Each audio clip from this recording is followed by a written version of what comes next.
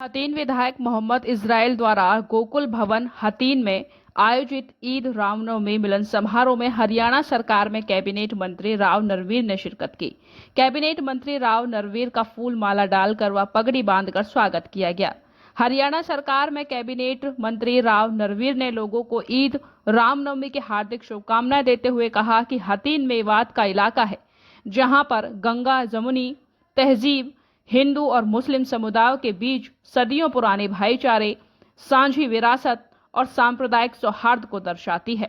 उन्होंने कहा कि हतीन विधायक मोहम्मद इस्राइल ने राज्यसभा चुनाव के दौरान बीजेपी प्रत्याशी को अपना वोट दिया है।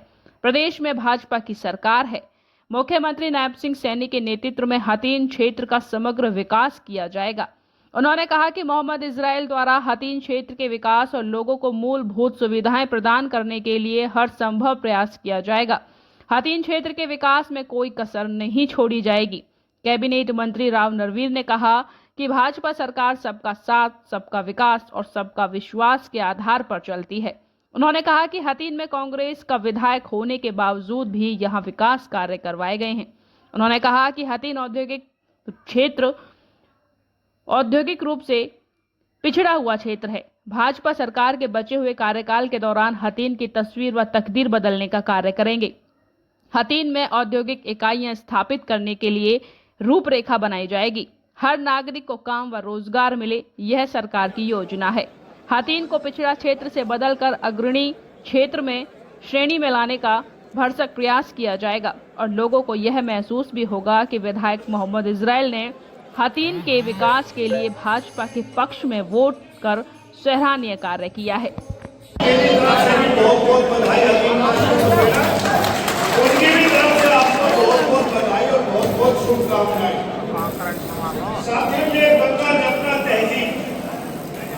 ये हमारा मेवात का इलाका है, हमेशा आगे रहा है। जो मोहम्मद इस्राइल जी के दादा थे सुलेमान जी,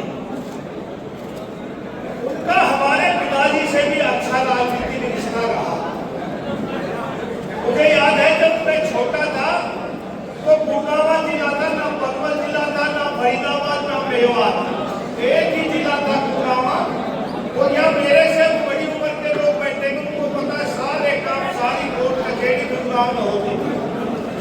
बहुत से लोगों का आवागमन और खास तौर से मेवात के लोगों का आवागमन हमारे यहाँ होता था। कोई ऐसी रात नहीं होती थी जब 40-50 मेव रोटी ना खाए और बस सोए नहीं। आजादी से पहले भी मेरे दादा राम मोहन सिंह जी MLA रहे, MLC रहे, एक बड़े वकील थे। रेवाड़ी तहसील का हमारा गांव दूर, लेकिन रेवाड़ी तहसील का भी जिला गुड़गांव था और कचहरी गुड़गांव होती थी, इसलिए गुड़गांव में मकान बनाया। वो सेंट स्टीफन में पढ़ के आए, लाहौर यूनिवर्सिटी से BA किया और सेंट स्टीफन से लॉ ग्रेजुएट हुए। बाद में MLA बने, लेकिन उन्होंने देश आजादी से पहले छुआछूत खत्म करी। जो पुराने लोग हैं साथियों, चाहे वो मेव कौम के लोग हो, मुस्लिम हो, चाहे वो गरीब तरीके के, चाहे SC कास्ट के लोग हो, हमारे घर पे आजादी से और आज तक जो भी कौम का बड़ा मुद्दा होगा वो पहली बूंद आज भी वो मांगता, किसी को अच्छा लगे चाहे किसी को बुरा लगे। लेकिन मैं ये कह सकता हूँ इस प्रजातांत्रिक प्रणाली में शायद ही कोई बिरला घर होगा जहाँ 36 बिरादरी हर समाज के लोगों का, हर तरफ के लोगों का आज भी एक भूखा पानी हो, तो आज भी हमारे घर पर है। मैं आपके बीच में आया हूँ, एक बात आपके बीच में कह के जाता हूँ। साथियों, भाई इस्राइल ने बीजेपी कैंडिडेट की राज्यसभा में वोट दी, जीता तो कांग्रेस का। यदि ये कांग्रेस को देता, कांग्रेस जीत जाती, बीजेपी को देती, तभी कांग्रेस जीती। और इसके देने ना देने से कोई फर्क नहीं पड़ा। फर्क पड़ा तो आप लोगों के ऊपर पड़ा। बीजेपी की सरकार तो है 5 साल तक, ये MP ना बना या वोट देनी ना दी, ये मेंबर रहेगा ना रहेगा वो अलग मसला है।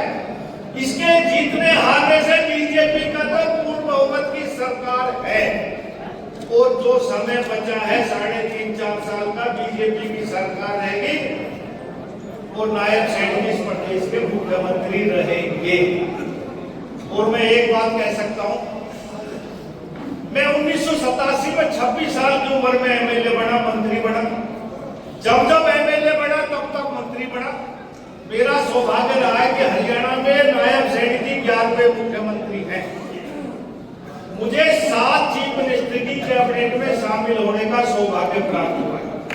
7 चीफ मिनिस्टरों का, हर एक चीफ मिनिस्टर ने अपने अपने समय में अच्छे काम करने की कोशिश करी, लेकिन इस मुख्यमंत्री में एक खासियत है, काम सबने अच्छे करे होंगे, इस आदमी के चेहरे पर आप कभी शिकन नहीं देखोगे। हमारा रोज का वास्ता रहता है, आप टीवी में देखते हैं, अखबार में देखते हैं, लोगों से सुनते होंगे कि नायब सैनिक जी के चेहरे पर हमेशा मुस्कुराहट रहती है। रात को कहीं दौरे से 11 बजे भी अपने घर सीएम हाउस में लौटे तो लौटते घर के दरवाजे को पूछते मेरे से मिलने वाले कितने व्यक्ति हैं।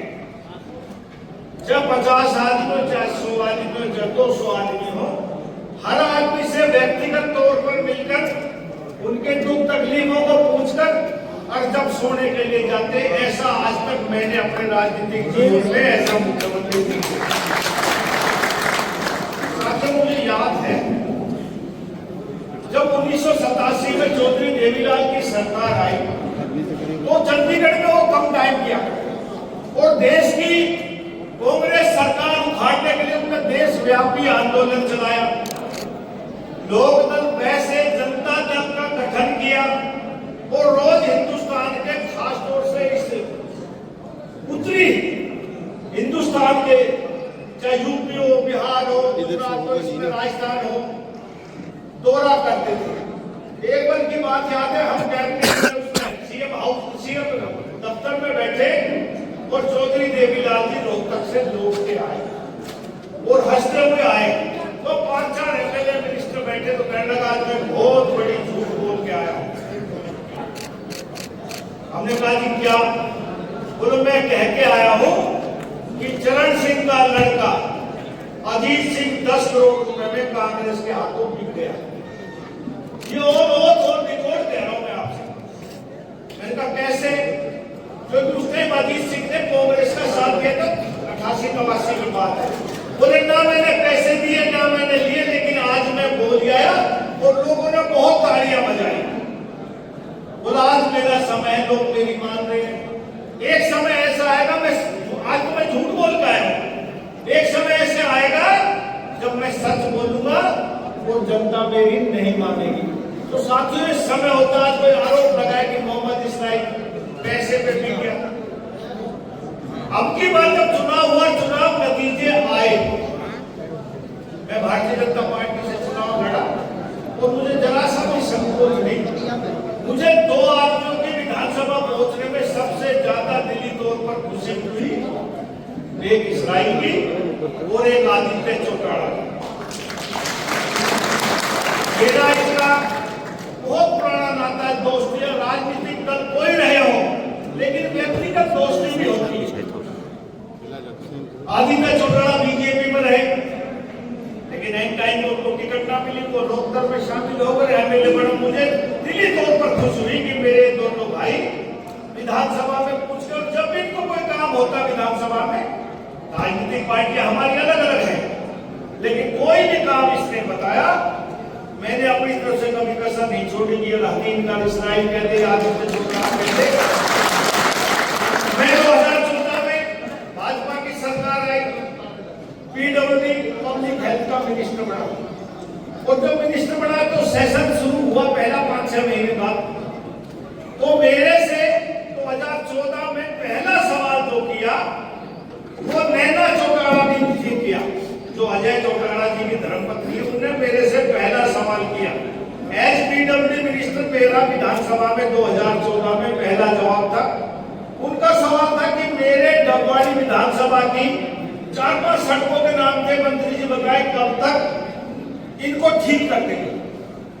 मैं जवाब देने के लिए खड़ा हुआ, मैंने कहा स्पीकर महोदय, ये मेरा सौभाग्य है कि मेरा राजनीतिक जीवन चौधरी देवीलाल के आशीर्वाद से शुरू हुआ। आज चौधरी देवीलाल जी की पुत्र वधू नरवीर सिंह से कुछ मांग रही है तो मेरा सौभाग्य है, कह रही है बहन जी कि मेरी 4-5 सड़कें ठीक करो। मैंने कहा मैं सारी डबवाड़ी हल्के की सड़कें ठीक करूंगा। और उस समय 48 करोड़ रुपए मैंने डबवाड़ी विधानसभा क्षेत्र में लगाए जो अपोजिशन की विधानसभा थी। सबसे विधायक कोई सी पार्टी हो, हमारा कैंडिडेट वहां हार गया तो इसका मतलब ये नहीं कि हमारे विचारों के लोग वहां नहीं रहते। बिजली, पानी, सड़क, जन सुविधाएं हर इंसान को चाहिए कि राजनीतिक विचारधारा अलग अलग हो।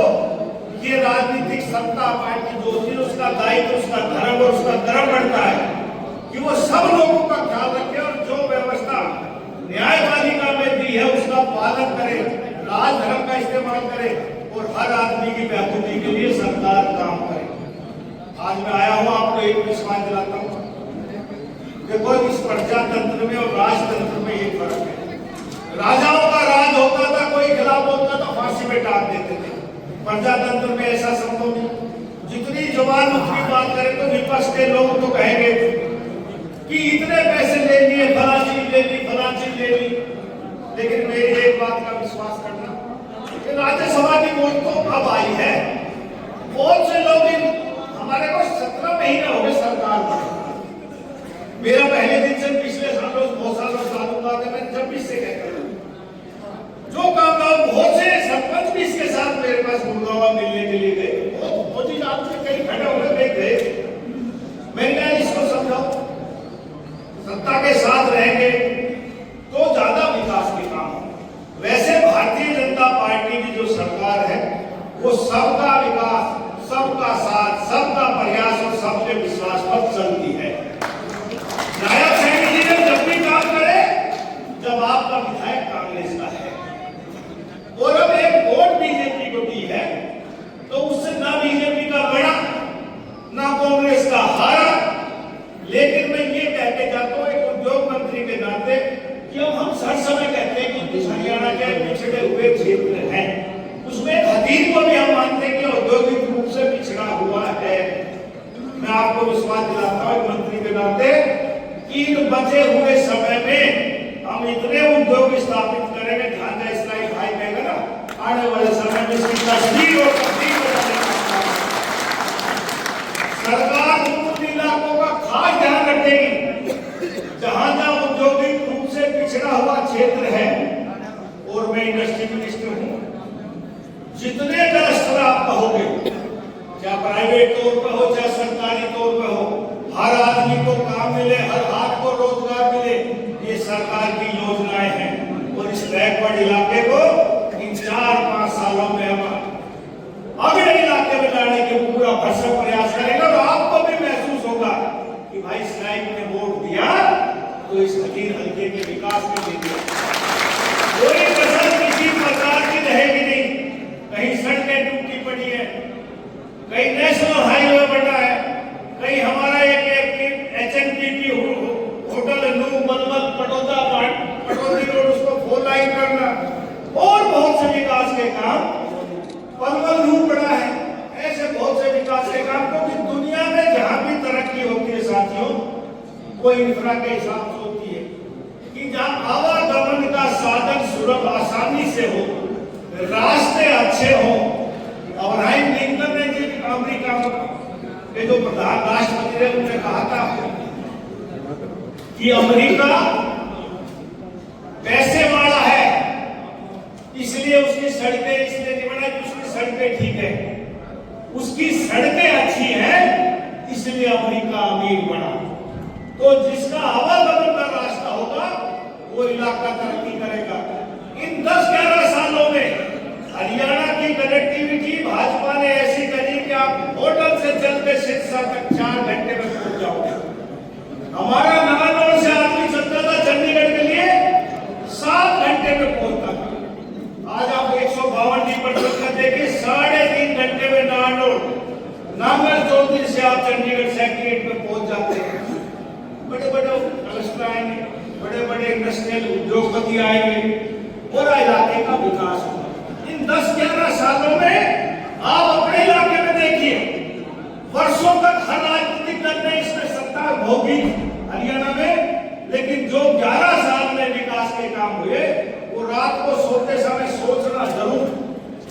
काम भारतीय जनता पार्टी ने इस 11 साल में हरियाणा प्रदेश में किए, क्या पिछली सरकारों ने भी किए? 10 साल तक कांग्रेस का लगातार शासन रहा इस हरियाणा प्रदेश में और 11 साल हमारे हुए।